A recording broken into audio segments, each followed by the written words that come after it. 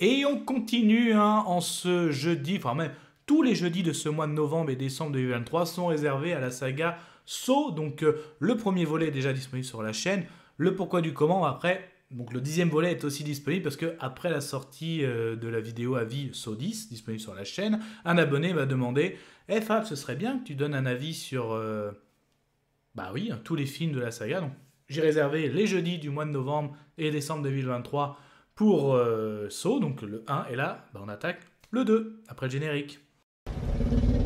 Soit on meurt en héros, soit on vit assez longtemps pour se voir endosser la peau du méchant. Pour ce genre de choses, il existe des hommes comme moi.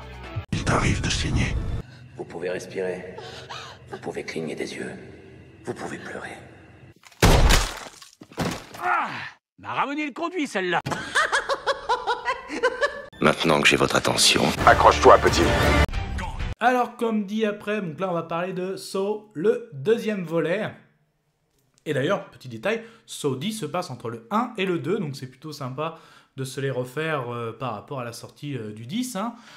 Concrètement, donc genre, ce style de vidéo, en gros quand un abonné me demande de parler quelque chose ou que je veux me refaire, en gros pour se mettre dans l'ambiance suite à une sortie, ça va être full spoiler, donc spoiler, spoiler, spoiler. Après, je vais pas vraiment mettre des catégories, je vais juste dire en gros de quoi il parle ce film et aussi vraiment ce que j'ai aimé, le pourquoi du comment, voilà. Pourquoi pour moi, saga culte et notamment les premiers. Donc le 1, j'ai adoré, le 2 aussi, confirmation, grande confirmation. Bah du coup, de quoi ça parle ce 2e volet?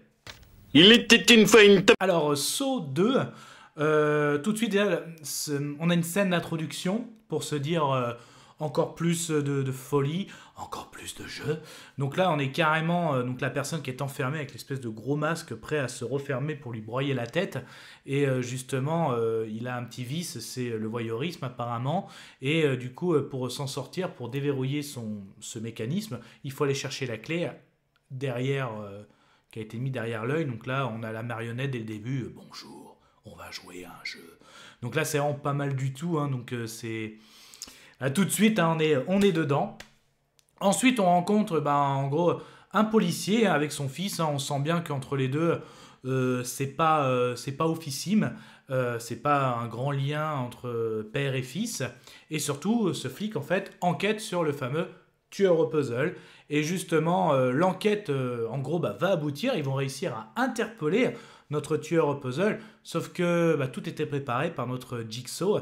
Et notre flic va vite comprendre qu'en fait, il a été piégé par Jigsaw.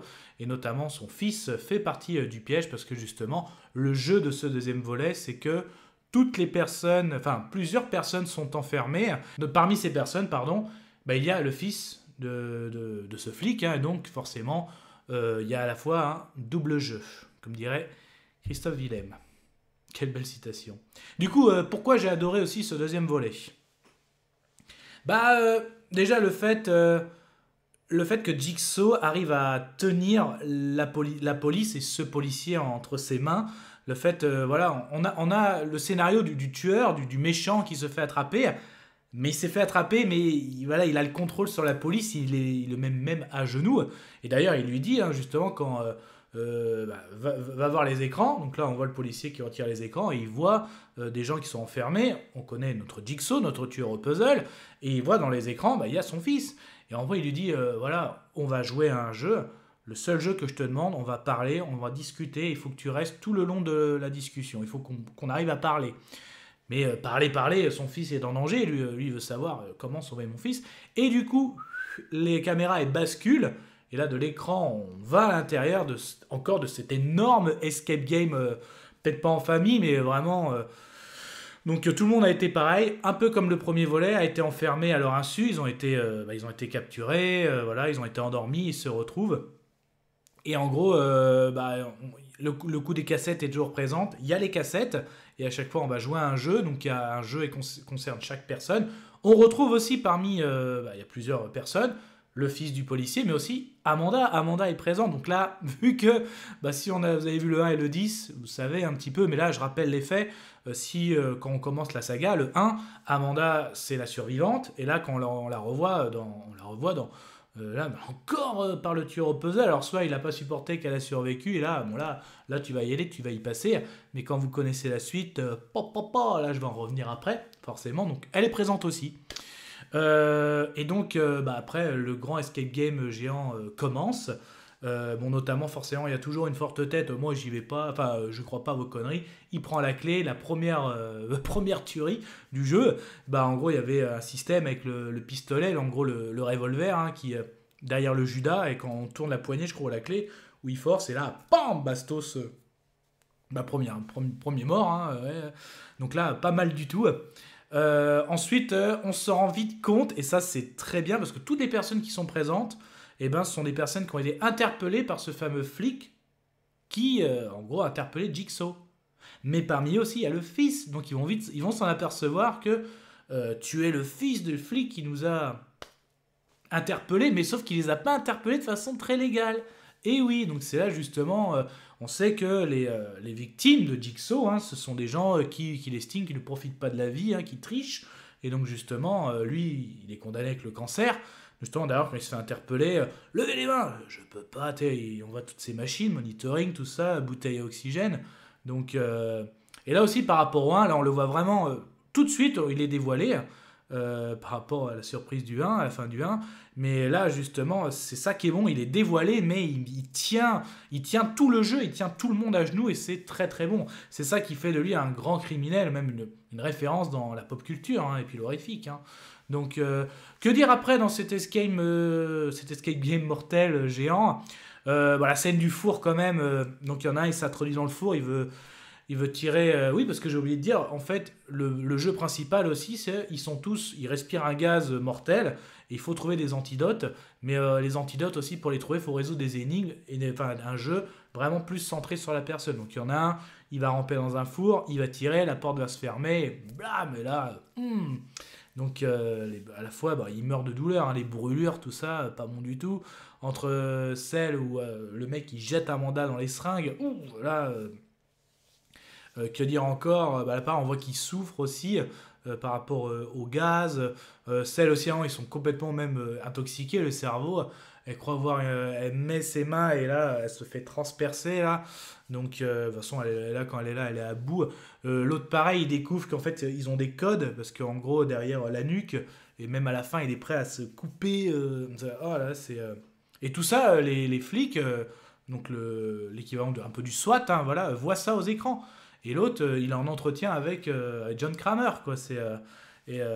L'autre, John lui a demandé, restez avec moi, on va discuter, votre jeu. Et par contre, votre fils doit aussi résoudre son propre jeu. Mais l'autre, il tient plus, quoi. Voilà, et les flics essayent aussi de voir, mais d'où viennent ces images pour essayer de localiser ça. Mais à un moment, le flic, il tient plus, il commence même à casser la gueule à John Kramer. John, lui dit sur les coups, allez, c'est bon, si, je vais t'emmener, mais que toi. Donc il l'emmène. Ça se résout petit à petit parce que dans la maison, tout le monde meurt au fur et à mesure. Il ne reste plus que le fils du flic, Amanda, et le dernier, hein, le grand costaud, qui va absolument déchiffrer, avoir tous les chiffres derrière la nuque de chacun. Donc il est prêt même à tuer, hein, notamment avec le coup de la batte à clous, là. Donc vraiment, ça monte crescendo. Et en fait, à la fin, quand le SWAT découvre les images, go, on y va. Quand ils arrivent, il n'y a rien. Et en fait, ils voient en fait un système vidéo qui retransmet les images. Et quand ils appuient dessus, donc en gros, parce qu'il y avait une autre flic qui était restée devant les écrans, non, vous êtes sûr, vous êtes là, je vous vois pas en direct. Et là, quand ils appuient sur pause, les images s'arrêtent. Ah non, mais c'était pas du direct. Donc en fait, c'était déjà tourné il y a plusieurs heures. On s'est dit. Et après, mais où est le collègue et où est John? Et nous on se dit, mais où est-ce qu'il a emmené John? Et là justement, que ce soit à la fin de l'Escape Game, Amanda et le fils du flic se retrouvent dans cette fameuse salle de bain crasseuse du 1. Donc là forcément, ça tout se remémore, ça fait le lien. Mais pas que, parce que justement quand le flic s'arrête avec John Kramer, il dit c'est là dans le hangar, l'autre il fouille tel un flic, hein, et il arrive dans cette fameuse salle de bain. Mais là il n'y a pas son fils, il n'y a pas Amanda. Il voit les cadavres aussi du 1, tout ça on les voit, mais justement la fameuse tête de porc, et là il se fait une injection, enfin il reçoit une injection, hein, forcée, qu'il fait tomber dans les pommes, et elle lui dit en gros, le cochon retire son masque, c'est Amanda, quand John va partir, c'est moi qui prendrai le relais. Donc oui, on apprend que Amanda c'est la complice du tueur au puzzle, parce qu'elle a survécu, elle lui a montré la voie, et de toute façon on le voit entre le 1 et le 2, c'est le 10e volet, et on voit justement cette collaboration, et c'est ça qui est très très bon quand on se refait le 1, 10, 2, c'est très bon, ça fait une bonne trilogie d'ailleurs, au passage. Et là justement le jeu est terminé pour toi, et en fait ça se termine, et à un moment la flic qui était restée au premier lieu, était interpellée John Kramer, il y a un coffre qui s'ouvre, et on voit le gamin qui était sous oxygène, et qui avait même reçu un antidote, hein. Et justement on se rappelle du jeu, je vous avais dit que si vous retrouvez votre fils, si vous respectez les règles, à savoir discuter avec moi jusqu'à la fin de la conversation. Et voilà, il a perdu au jeu, et il a tout perdu, dans tous les sens du terme. Donc c'est pour ça encore très très bon plan machiavélique, très très bon plan de notre Jigsaw. On sent qu'il a la totale maîtrise. Et pareil, là, en revoyant le 2, je trouve pas que ça fait si gore que ça. Vraiment, le point fort, c'est le côté à la fois escape game mortel et aussi le plan machiavélique, ce personnage de Jigsaw qui est vraiment très très bon. Donc moi je suis très content de me refaire cette franchise et hâte de me faire le 3, qu'on reparle justement la semaine prochaine. Kenavo. Je vous souhaite une agréable soirée. Désolé pour le bordel. Au revoir.